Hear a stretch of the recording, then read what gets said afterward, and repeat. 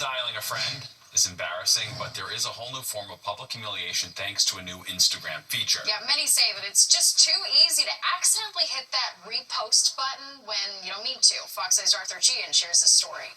The change itself on Instagram is so small, you might only hit it if your fingers are, say, big boned. And that's what experts say Meta and Instagram is in part counting on. In August, a new button popped up where our fingers hover over, and a lot of Instagram users are hitting it without meaning to. It actually happened to me today.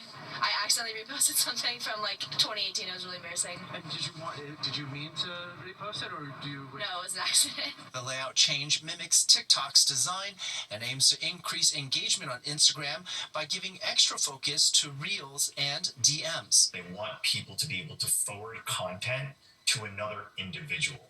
So they want creators to become much more hook generating, meaning forward this on to all of your friends. Sometimes, just something comes up and you're trying to scroll and you repost it, and then you don't want that to be reposted. When did you first start noticing this change? I think since the feature came out, for me, I don't know, I guess the past month or two. In the meantime, the layout change is leading to users accidentally reposting things without having a chance to consider if they really want to be sharing something.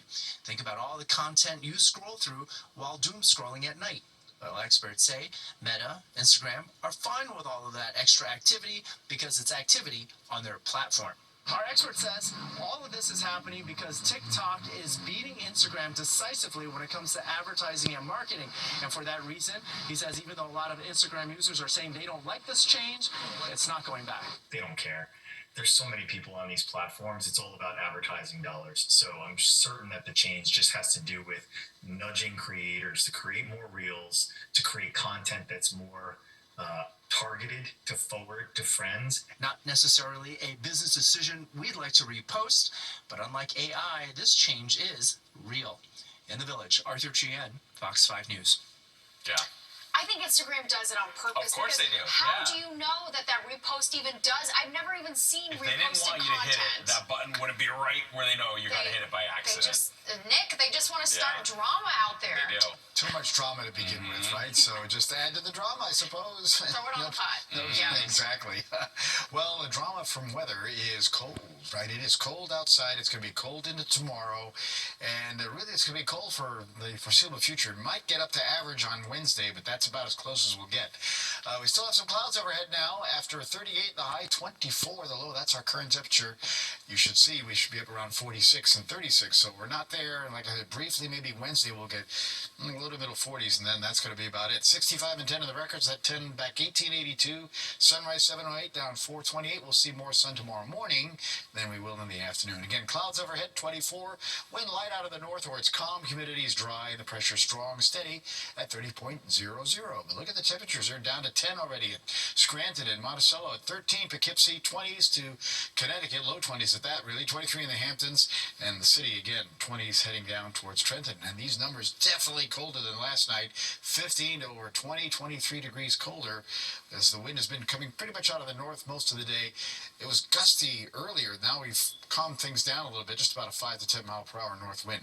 All right, here are the highs earlier. Right after midnight. Doesn't really count, right? Most of the day we were in the 20s, and but officially that's what's going to go in the record books, but we were pretty much in the upper 20s much of the day as we remain in the 20s for highs. Again, Albany, Rochester, Cleveland, some of those areas are down in the teens and single digits now. And we go westward. Chicago had a chilly day, 20s there. Detroit, same. Pittsburgh as well. And then back to 40 or greater. We had to get down into the Carolinas to find that. All right, there's the view from the space, and it's starting to see a little break in the cloud cover. That trend's going to continue. We should get a clearing sky as the night goes along. Not to worry about the snow to the south. That's going out to sea. This system, though, is going to be one that'll be watching closely as it comes towards us for Wednesday. But, again, things are going to be warming up a little bit as we move into Wednesday. While now we just have temperatures in the teens and 20s, Minneapolis to Detroit, 50s to Atlanta, 87 in Miami today. How wonderful would that feel right now? 60 in Houston, 50s to Denver and Dodge City, up towards Seattle and Portland, down to San Francisco, and then 70s LA to Phoenix. All right, let's go down into our futurecast. And again, overnight, that sky goes clear, and the result will be temperatures heading into the single digits up to the north. Poughkeepsie 7 in the morning, 11 at Sussex, 15 White Plains, high teens for the city and along the coast. Sun gives way to clouds tomorrow. Still pretty cold day, upper 20s. You get up north and west of the city to about 30 to 35 from the city on to Long Island, down the Jersey Shore. A lot of clouds stay tomorrow night. And then on Wednesday, again, we're start out cold, combination of snow and rain. More snow to the north, a little more mixture of rain. Then it'll just become all rain. City and coast might stay snow a little bit longer up north, and then it dries out and turns cold again for Thursday. In the meantime, again, the potential for an inch to 2 or 3 as you go from North Jersey on up into the Hudson Valley, northeastern Pennsylvania. All right, going down to 19 tonight in the city, single digits in the suburbs tomorrow. We're right back to 35, 45 on Wednesday, windy and colder, 41 on Thursday, and then in the 30s taking us into the weekend.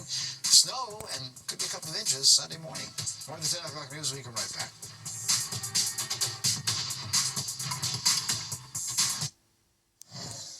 All right, 6 seasons here. What's the best way to stay healthy as everyone, it seems, at home and work starts to come down with an illness? Teresa Priolo caught up with Dr. Stephen Goldberg on Newsroom Live.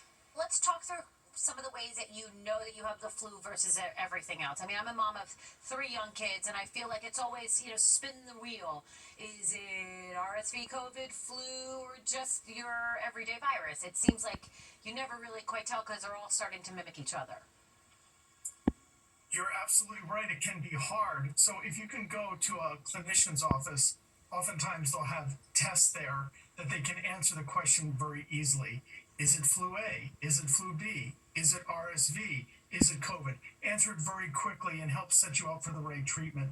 Sometimes if those tests are negative, they can do a swab and send it out and get the result the next morning.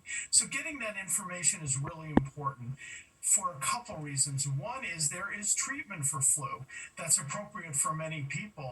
And then also if you have it, you really should stay isolated, potentially from other family members, definitely from work, definitely from school. The telltale sign of the flu always used to be the aches and pains. The soreness, the muscles that hurt, your joints hurt. Is that still the case, especially with the flu strain, the most dominant flu strain that we're seeing this year?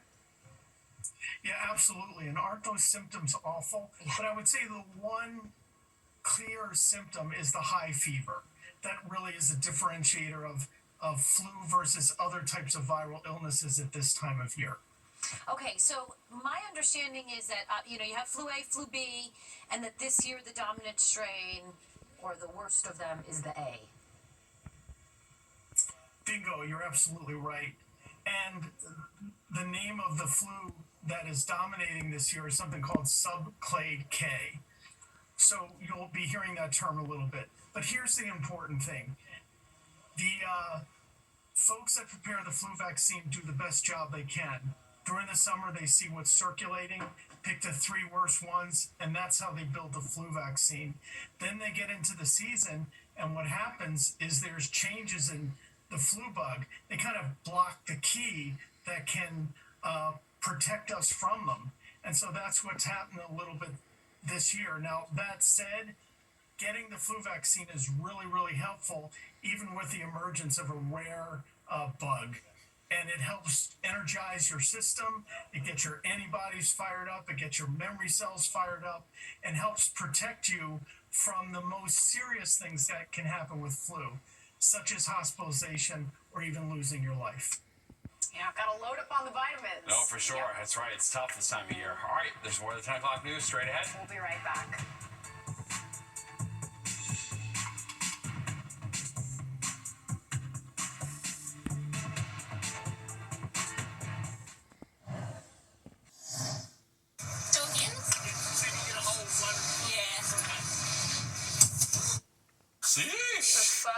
All right, here it comes again in slow-mo. A journalist in New Zealand going viral for this unexpected moment. A seagull flew right into her during a news segment. She was cut next to her eye. Otherwise, she's okay. The seagull was fine, too. The reporter even joked that the bird just wanted a hug. Well, that's a big...